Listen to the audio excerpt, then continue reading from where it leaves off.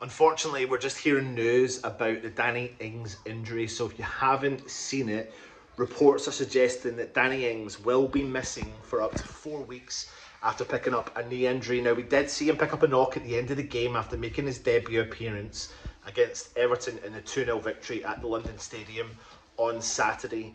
But from our understanding, he's gone for scans and we think there's a little bit of damage in that knee. And it will mean that he'll miss up to 4 weeks at West Ham. Now, what that means for West Ham is, and if this is all true, we're obviously waiting for confirmation for that to come out, it will mean that he'll probably, and he was already going to miss the FA Cup tie against Derby County because he's cup tied.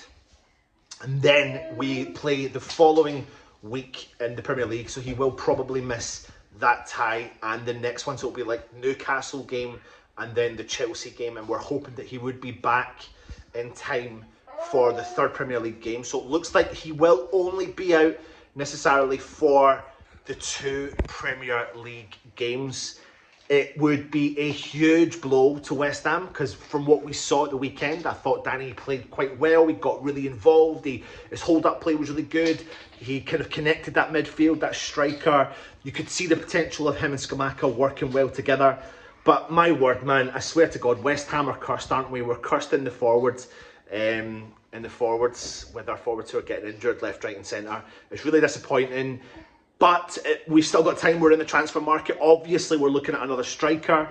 It now means that if we don't bring another striker in, Antonio leads the line again for West Ham. I thought Antonio had a better game for us against Everton last time out.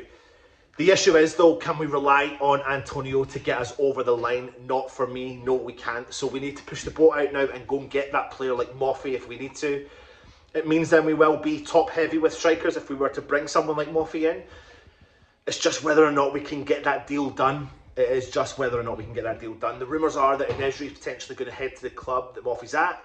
And if Enesri does, then that means that we might be looking at bringing Whufc into the club for around about 25 to 30 million pounds. But if the Ings injury is as true as what we are led to believe, then I think that will be something to push the boat out for and go and bring that player in. What we do know is we can't go through the rest of this season just with Antonio in our ranks. And now I don't think the injuries to Scamacca and to Danny Ings are long term. They're maybe short term, but the issue is that they will probably be out for the short time, and we will have the next 2 Premier League games, potentially with Antonio leading the line. And if we are looking at shipping him out, then we'll have no striker. But obviously we won't strip him out until things are resolved moving forward. So we will have to wait and see. Bear with us, we'll talk more once we get more confirmation on it. Not great. Come on, your irons.